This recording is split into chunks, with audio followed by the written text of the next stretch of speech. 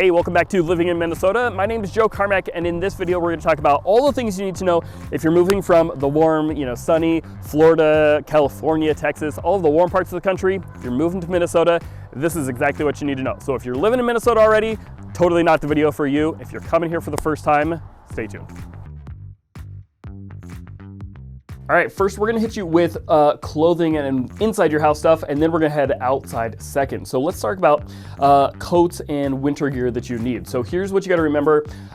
It's not always going to be super cold, sub-zero blowing snow like you see in the movies, okay? So you don't wanna get a giant parka that's super, super warm.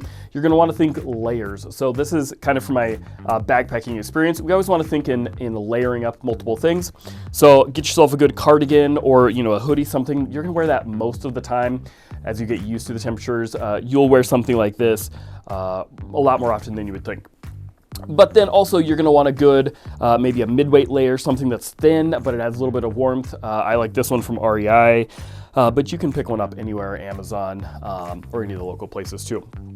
Okay, for the days that it's super, super cold, you might also want a base layer. So some people call these, long johns, long underwear, something like that. But this is another thin base layer. This is really fitted usually, but you can wear this under your clothes. So if you're playing outside, doing some, snowshoeing, playing with the kids, whatever, it's just an extra insulated layer that goes against your skin, and that'll keep you warm. So definitely get yourself a good base layer, and then something that's a good mid-weight layer. I also like to layer up with jackets. So depending on what you're doing, if I'm out snowblowing, maybe I'm gonna be working up a sweat, so I'll just want something a little bit heavier, but not like a full jacket. So then you can do this with a mid-weight layer. Or if it's kind of a wet snow coming down, but it's not really cold, I'll even just wear a rain jacket. I mean, this is just your regular old rain jacket. This one's also from REI. But just having that as an extra layer, that'll cut down on the wind for you, which is super nice. But then also obviously snow, sleet, all that kind of stuff when it's not super, super cold. When it is really, really cold, of course, you're gonna want a good big winter jacket. I don't personally go for the super furry hood type, but you can do whatever works well for you. Something like, this from Columbia. I think I got this at Kohl's. You don't have to spend a ton of money necessarily. But of course, you're gonna want a good winter jacket. This one also has layers, so you can take out the liner if you want to. I don't ever do that because I only wear it if it's actually really, really cold outside. So there's the gist of coats that you might need. Again, think multiples with layers and get you some good long underwear. Next, if you're going to be doing a bunch of stuff outside, of course, you're going to want some snow pants. There's kind of two camps with snow pants. Basically, they just have to be waterproof. Some people want them to be super warm and insulated, which is what I have. Then you don't really need a lot of other layers necessarily. Some people, especially like if they go hunting, they might only be waterproof and they're essentially a rain pant. Perfectly fine, you can do that too. You'll just need to plan on extra layers underneath to keep you warm. So whichever you prefer. There's also, you can do just regular, waist-high pants, or you can do the bib overall types. I actually like bib overall type better because I'm playing with the kids and rolling around and wrestling in the snow and stuff. So that'll keep the snow from going up. But a lot of people don't like that. So you can just do, your regular pant style is good too. So then let's move to accessories. What kind of winter gear do you need? Again, thinking layers. So a lot of the times I'm just using a thinner pair of gloves. These are not waterproof. They're fairly warm, but not super warm. So I like a pair of gloves like that. And then you can also, of course, have a good waterproof pair of gloves. These are good for the snow. These are good for all kinds of messing around. Sometimes you can actually wear both of them together. Sometimes they'll come as a set. I don't do that very often because my hands will get warm, but do get you a couple of pairs of gloves. What I wouldn't get is those thin little cheap cotton ones. They're completely worthless, especially if you got kids. Don't get those for your kids because they'll get soaking wet super fast. They don't really help you with warmth too much, and then they're toast when they're wet.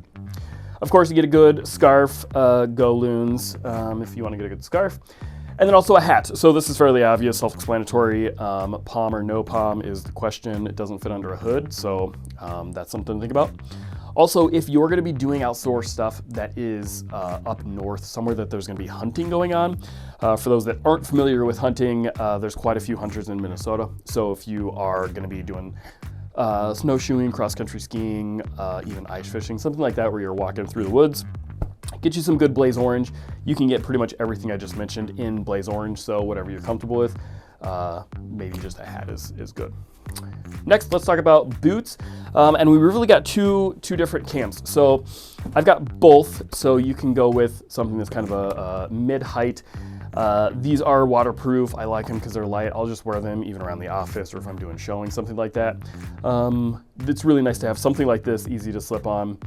But if you are doing, deeper stuff, obviously having a good, full height type of snow boot is really, really good.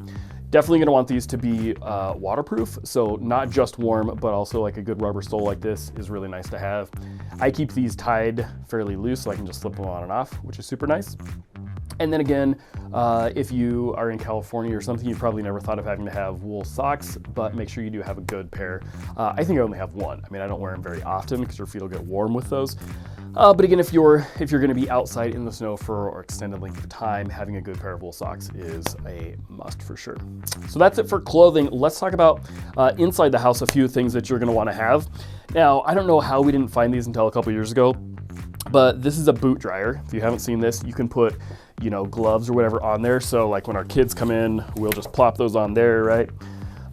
You can put your hats on there, your scarves, pretty much everything, and of course boots and shoes. So this is seriously a must-have, especially if you have kids. I mean, our kids just come in completely soaking wet. They've got snow all in and everything. Pop them on here, plug them in, and it blows hot air, and I'm like a blow dryer. And then super, super must-have. You gotta have one of these. So definitely get you one of those. Even for adults, I mean, they're obviously really nice. You can also just warm up your gloves so they're just warm before you go outside, which I love. Another couple of things. So I was thinking, if you're from the South, it doesn't get nearly as dark as quickly in the winter as it does in Minnesota. So in the event that the power goes out, which doesn't really happen very often, always a good idea to have a lantern. Maybe you have a light, you can just get a candle even. You don't have to have a fancy emergency kind. But get you a good lantern. I've also got like a headlamp that I'll use if I'm grilling outside because it's dark at like 4:30, 5 o'clock. So in the evenings, that's really nice to have. Then another thing, if the power does go out, it's also really nice to have a good space heater. So just if your furnace dies or if the power goes out or whatever, you're gonna wanna have a backup because it's Minnesota and it gets really cold really fast. So we've got a good couple of space heaters that we'll have at our house. If you have a gas fireplace, that will probably still work even if the power goes out. So that's good to know. But otherwise, make sure you have a backup heat source of some kind. If you've got a fireplace, a wood-burning fireplace, you can get some of those logs that come in the little package, and you just light the package and it starts up. So that's super nice, or whatever. But make sure you have something as a backup because it gets dark and it gets cold very quickly. So that's about it for the inside. So why don't we head outside? We're gonna talk about your car, your garage, what you need to know with your vehicle. All right, now let's talk about a few things that you're gonna want outside in the garage and the car. So, of course, you're gonna need a good shovel. Now, there's a few different camps. So some people would say, absolutely, you need to get a snowblower as well. Some people say, no way, that's your cardio in the winter. It's up to you, honestly. A couple things to think about. If you're in the suburbs, you're probably gonna have a bigger, longer driveway, maybe a 2 or 3 car wide driveway. It's probably gonna get really old just shoveling, so I would definitely consider getting a snowblower. You can get them anywhere from a few $100 to like a few $1,000. You don't need the Cadillac snowblower, but I would definitely consider getting one. We have one. It's fun to make big hills with that the kids can sled down, or to bury them in snow occasionally, hypothetically. So you're gonna want a snowblower, and you're definitely gonna want a shovel. Also, of course, if you've got kids, make sure you get some sleds, which is Carmack essential in our family. So just a little bit of fun you can have during the winter. Now, as far as some essentials, definitely gonna want to get yourself a good ice scraper. This one's from Costco, and I love this thing. It kind of extends, but this is for when you're at work or the grocery store or whatever, your car is all snowy, then you can brush it off with this or scrape the ice off. So very, very good thing to have. And then last outside is gonna be, get yourself kind of a winter essentials kit. It's not gonna happen much, obviously, but in case you should spin out off the road or something, having a good space blanket in there to keep you warm just in case, maybe a little bit of food, maybe a blanket, something like that. Whenever you're going out with the kids, you don't want to put your kids in the car seat with a bunch of big puffy jackets and stuff on because it's not good for their seatbelts. So having a spare set of stuff, we'll usually have some extra coats and gloves, is a really good idea to have in your car as well. All right, now let's talk about the vehicle itself. So if you're coming from a warm state, you're gonna be a lot more likely to have a nice convertible or a Corvette or something that's probably not gonna be a great idea in Minnesota. So if you do, I would definitely consider getting a different car. A lot of people that wanna have those types of vehicles will have them, they'll put them in storage in the winter, and then they'll get themselves a good SUV or a truck for the winter. Now it's not mandatory.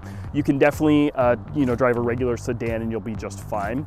But something that is 4-wheel drive or all-wheel drive is definitely a great idea. I love having an Explorer because then you don't have to worry about spinning out as much.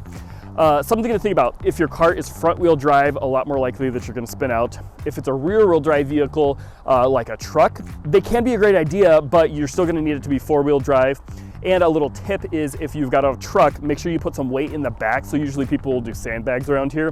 So it'll give you a little bit more traction in the back end where your power is coming from. So just some things to think about. Definitely not mandatory that you have a truck, but I would definitely get some good tires. Personally, and maybe this is being controversial, I don't think you need to get specific snow tires for your car, but I would get something that's a good all-terrain type of tire that you can use year-round. But you know, we go to Discount Tires, or you can go wherever. Ask them for a good year-round type of tire that'll work well in Minnesota, and you're just not going to want them to be bald. If your tires are getting really worn, I would definitely replace them. You can't just milk it a little bit longer through the winters, because you're going to slide all over the road, and that'll be a terrible, terrible idea. Okay, so a few things you can think about with the inside of your car. So first of all, obviously heated seats are super, super nice. Also definitely think about remote start. So if you can get your car a little warmed up before you get into it, definitely worthwhile. And then also heated steering wheels, super nice. So weird things you wouldn't think about until you come to Minnesota, but you're definitely gonna appreciate that.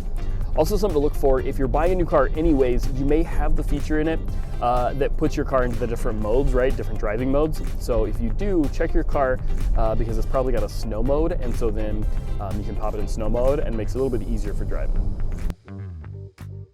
So if you're worried about driving in Minnesota, I wouldn't worry about it too much. I've heard of, you know, just horror stories in other states where you guys get like half an inch of snow and the whole thing shuts down. That's not how it is at all in Minnesota. They've got tons of snow plows. They've got a really good system in place for handling it. I mean, as you can see right now, we just got snow this morning. They've already plowed it. They've already salted it. The roads are pretty much clear. So I wouldn't worry about it. Here's a couple things though that you should know. First of all, there are winter driving courses that you can take. So I would just look online, find one of those.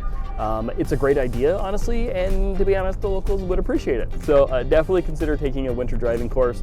And then also, we've got a ton of public transit. So if you're just not comfortable with driving in the winter, you can take the bus, you can take the train. We've got different options, the light rail. So looking at those options, and you can just not drive in the winter too much if that's what you'd prefer. All right, that's a wrap on your Minnesota winter essentials. If you haven't already, make sure to check out the channel. We've got an entire playlist we'll give you right here. That's all the things you need to know about buying and selling homes and living in Minnesota. So make sure you check out that playlist next and subscribe, and I'll see you next time.